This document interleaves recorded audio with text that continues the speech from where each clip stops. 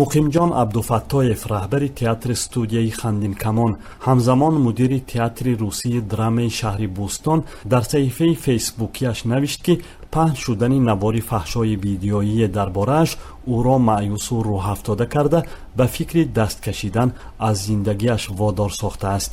ин паём хотири ҳазорон мухлис ва ҳаводорони ин ҳаҷвгӯи номвари тоҷикро мушавваш гардонд. навори фаҳшое гӯё бо иштироки муқимҷон аз рӯзи 18 сентябр дар саҳифаи вайбер ба гардиш даромада, боиси баланд шудани сарусадоҳо байни мухлисони ин ситораи ҳаҷви тоҷик гардид. ҳоло мақомоти пулис, созандагон ва паҳнкунандагони ин наворро ҷустуҷӯ доранд. дар ин барнома муқимҷон абдуфаттоев меҳмони мову шумо ҳастанд ва ҳақиқати ҳодисаро аз забони худи ӯ мешунавем, ки чӣ иттифоқ афтода ки ин ситораи ҳаҷви тоҷикро маъюсу рӯҳафтода кард. хушомадед муқимҷон ба барномаи меҳмони озодӣ. ташаккури зиёд, саломат бошед. муқимҷон, чӣ ҳодиса шуд ки шумо дар фейсбук навиштед, ҳатто шуморо аз ҷону аз зиндагиятон ин ҳодиса дилсар кардааст? як навори фаҳше пайдо шудааст дар бораи ман рӯи кор овардан.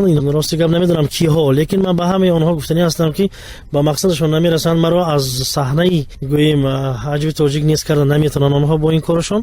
ва боварии комил дорам, ки дӯстони азизи ман, умуман ҳамаи мухлисони ҳаҷву хандае ки бо ҳамроҳии ман буданд, албатта мефаҳманд, ки ин рости гап ман нестам ва онҳо бо ҳар роҳу бо ҳар хел амалҳояшон як фишор овардан нисбати ман ҳамчун як ҳаҷвнигор. ва намедонам ман ягон нафар пешроҳашо гузашта бошам, намедонам.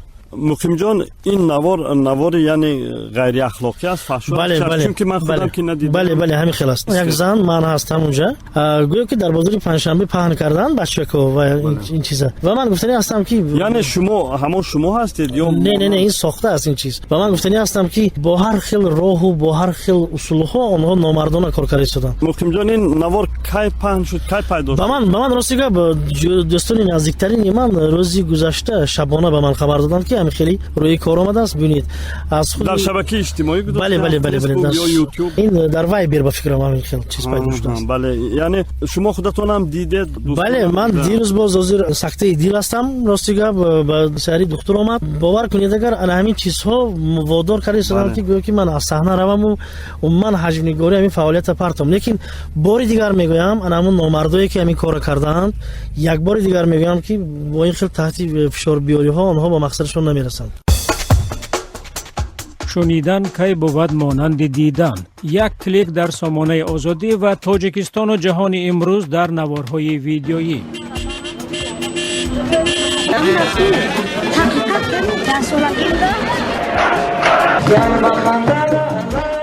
ҳатман аз сафҳаи чандрасонаӣ дар озодӣ тиҷаи озодӣ ORG дидан кунед, пушаймон намешавед. дар ҳамун навор навишта шуда буд, ки ин муқимҷон аст? бале, унҷо навиштаанд, ки ин ҳамин хел. хуб, чӣ гӯям, ҳозир нигоҳ кунед, агар дар ҳама ҷо дастрас вайбер доранд, шабака доранд, барои сиёҳ кардани инсон як зиркунӣ, як тугмача бас аст, ки миллионҳо одам аз ин чиз воқиф шаванд. ба ман ҳаминаш аниқ аст, ки суханоне ки ман аз саҳна мегуфтаму ин чизе ки ман намоиш медодам, соҳибонашо ёфтагӣ буданд. бинобар ҳамин гумон мекунам, ки онҳо мақсадашон як аст, яъне ки аз саҳна бурдан, аз гӯё ки шаҳри хуҷанд бурдани ман аст. ба фикри ман як чиз аст, шумо аз исфара омада ҳамиқа чиза шумо ташкил кардед, ин ҳамаш хел ин тағо доред ме шумо. охир ман тағо надорам, ака ман худам афсида хистагӣ ҳастам. имрӯз оварда бо чунин роҳҳо мана сиёҳ кардан, ин ба мақсадашон намерасад. ман худо агар хоҳад дар ҳар як барномаи худам мегӯям ман ин чиза. ва муқимҷонин аслан дар бораи ҳатто шумо ҳам бошед, дар бораи як шахс як видео паҳн кардан дуруст нест. ҳоло ки шумо мегӯед дар ин навор шумо нестед, як каси монанд шумо ба ягон мақомот муроҷиат кардед? бале, ман саҳрӣ ба мақомоти милисияи шаҳри хуҷанд муроҷиат кардам ва онҳо албатта ба корбарӣ шурӯъ карданд ва он нафаре ки анамин сабтро яъне ки паҳн мегардонад, албатта ба ҷавобгарӣ кашида мешавад. хуб, ба ҳар ҳол шумо ягон кас тавассути дӯстон дигарон нафаҳмидед, ки тахминан муаллиф кӣ бошад? тахминан муаллиф ба фикри ман ин нафароне ки маро намехоҳанд. мумкин аст ин рақибон бошанд, мумкин аст ин ягон нафар одаме бошад, ки масалан гирем бо ягон гуфти худам аз саҳна ва як ҷои гӯем дардкунандаи вай расида бошам. ман мумкин тариқи ягон صحنه من نمایش دادم و یک آدم برای خودش گرفته این چیز رو، لیکن گفتنی هستم که آن چیزی که ما میبینیم آن هم رو ما حجم میکنیم. لیکن این چیزی که حاضر پهن کرده شدند و با هر راه میخوان شان و شرف مرا همچون حجمگار همچون انسان ریزونم، به فکر من به مقصدشون نمیرسن آنها. مقیم جان، من وضع و حالت شما رو میفهمم، واقعا وزنین است، ولی مقیم جان شما باید آماده هم به این گونه حادثه ها باشید، چون که به هر حال شما یک ستاره شناخته، ستاره هنر در تاجیکستان هستید و البته که هوادارانتون که هزاران هستند، در بین اونها البته شاید که پیدا میشوند یگان کسانی که همین گونه میخواهند که به شما جراحت رسانند و به بالاش با نمک ریزند. من همین طول یک سال دراز من در یگان چوربینی بند نبودم، نمیدونم برای چی. تئاتر استودیو مثلا هنرمندانی اصلا اساسیش همش از کار رفتن. میدونید اینجا هم خیلی کار رفته است که میخوانین که من به فکرم از بین بردم با، لیکن آخر من اونجا هستم. من حالی با اینجا از روی کاستینگ و آزمون بچه‌ها استعدادم که همه جمع نمودیم. بنابراین من بار دیگر به همه مخلصان میگم که به هر گونه گفتارها، به هر گونه عملهای زشت و ناپاکی که آنها نسبت من کردند باور نکنند. مقیم جان، شما قبل از این صحبت میکروفونی یادآور شدید مشکلی دارید با همکسبان، با داغستانی هم دعوت کردن. بله. وقتی من با حیث سرور تئاتر روسی به نام اکسان سرگیچ پوشکین شهر بوستان آمدم، در اول من راستی گپ بسیار با آبادکاری دست زدم و در رفتی کار من راستی گپ با یک رژه معینی کاری هم برای کارگران تعیین کردم و اینجا کارمندان تئاتر روسی که آن وقتا تا آمدن من اینها در شهر بوستان کار میکردن، اینها از ساعت 12 که کارشون آغاز میشد. من آمدم گفتم این خیلی نمیشه. از این خاطر به فکرم ناراضگی کارمندا دست همین پیدا گردید و در اینجا از پس آدم نویس‌های بسیاری شد. راستی یک 8 ماه 9 ماه باز تنها برای نویس و برای چی جواب دادم به پروکراتور انا کارگاه ملیساهای انا خیلی کتیم سربند بودم. من راستی بله حیران از این. پیش از اون باز تئاتر رو تعمیر و ترمیم کردم و باز گفتنی هستم که بر راه ماندن فعالیت ایجادی این تئاتر بسیار خدمت کردم و امروز از این پیداست که از همون نویسنده ها معلوم می شود که آنها چنین طرزی کارو نمیخواستند. بنابراین من تیارم که امروز همین چیزا امروز مرافعه سودی هست باید که با آخر رسد. امروز این پرونده شما پرونده من است و سرمحاسب و مدیر انبار همه را با که با دادگاه کشیدن. علیه شما شکایت بردن بر ضد شما؟ بله بر ضد من اینجا تفتیش شد، اودیت ریویزور اومد و اونجا معلوم گردید که گویا که من همون مبلغی که صرف کردم یعنی که غیر قانونی صرف کردم و از درآمدهای نمایشنامه داغ گویا که من خودم خوردم و با تئاتر یگان چی نکردم. لیکن اینجا یک چیز است که من طرزی انمی ترمیم و تعمیر یک بینای دولتی رو باری نخست دست زدم از مبلغ خودم، یعنی تئاتر پوشکینی شهر بوستان رو نمیدونستم که باید که اونجا به اول تندر گذاشتن در کار. همین چیزا واقعا سرمحاسب من همین چیزا یادآور نشد. من مبلغم گرفتم و همین خیلی با تئاتر گویا که صرف کردم و بسیار میخواستم که همین چیزها باید یه بار پس سر شود. برای من 2016 2017 سالی بدبخترین حیاتی من است این حاضر. امیدوارم که آینده خوب میشود. لیکن کی شکایت برد علیه شما؟ علیه من اینجا کارمندان خودی همین تئاتر، هنرمندان همین تئاتر که غیر تخصصی هستند، یعنی که آنها کسبی نیستند در آنجا. برای همین هم من طرفداری کار کردنشون نبودم.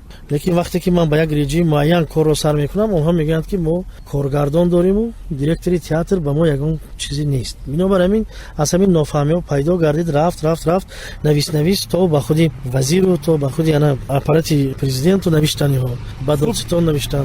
خوب امروز در کدام سطح است پرونده؟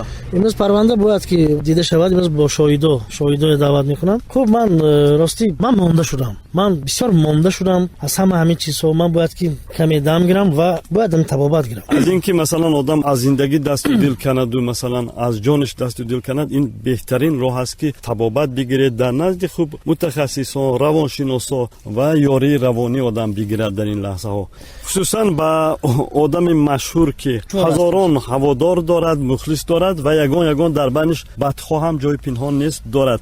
ولی درباره مخلصان یادآوری کردید. به نظر من بهترین راه این است که حالا شما درباره بدخواهان نه، درباره مخلصانتون بیاندیشید که این چیزا میگذرد، این بدخواهی ها میماند. من باور کنید در چندین جاها گفتم که نیت دارم همه حجمگرا رو سرجم نمایم و زیر یک بینای. نمیدونم ممکن همین گپ های من خفه کرده باشد که زیرا میخواد که خودش رئیس شود و به من لازم نیست اصلش. من همین چیزا گفتم لیکن نمیدونم با چه سبب باشد. ممکن سبب این هم نباشد، ممکن سبب با دیگر کارهای دیگر چیزها باشد که امروز گرفته تهدید کرده، فشار آورده. من خودم حاضر مرافعی سعودی، من این داوطلب داوطلب، من این 6 ماه 8 ماه باز همین خیل فقط کار یگان خیل ایجادی چی نیست. من یک سال آخر گفتم در یگان چاره‌بینی مردم من ندیده است، زیرا من راست گپ اشتراک ندارم. تا با آخر خواستم که مجخ کنند و فکرم قسما آنها با مقصدشون رسیده ایستادند. لیکن امروز نگاه کنید در بازارها، در کوچه‌های شهر خوجند مردم الکی گفته ایستادند که مقیم همین کارا کرده است. این خیلی من بار دیگر میگم مؤمنین مسلمان‌های عزیز، اون نفرایی که همین چیزا از گوش ایستادند، خداوند هست. اگر همین چیز اشتراکی من کتی باشد، من جوابش در نزد خدا میتونم. لیکن اگر همین چیز غرضناک با یک مقصد تاریکی اگر نسبت من اگر همین چیز برآوردگی باشن، بگذار جزاشون خداوند یاد. من دیگه هیچ نمیگم، زوری منم نمیرسد به اونها. مقیم جان، به هر حال شما چرا در همین گونه حالت ها کوشش کردید که از هنر خودتون یاری جویید، مثلا به زندگی سبکتر نگرید؟ کارهایی که همین تا همین روز شده است هم تو نگاه کنم. اگر مثلا استاد عبیدالله رجبوف در واسه کسان بسیار تاریکی‌ها و در چیها گفتگی بودن، لیکن اگر همین خیلی رفتن گرد ما با یگان مقصد نمیرسیم. بنابراین من گمان میکنم که خیلی چندین افریقا مازر از روسیه از دیگر جا برآمده اویلت گیر بیافته استادن، لیکن راستی گپ نمیدونم. حاضر خودم من یک حالت اند هستم که گفته نمیتونم من حاضر شما با، لیکن خیلی حاضر همین مرافعای سعودی همش گذرد، بعد میبینیم چی شده نشه. و امیدواریم که باز به صحنه برمیگردید و این مشکلات همش سپری میشه. خدا خواهد حرکت میکنه. مقیم جان عبدالفتاح، رهبر تئاتر استودیوی خندین کمان، همزمان مدیر تئاتر روسی درام شهر بوستان، در این برنامه مهمان آزادی همراه ما بود. من مجری برنامه معصومی محمد رجب به امید خوشروزی و پیشرفت هر کدام شما این برنامه را پایان میبرم. شاد باشید.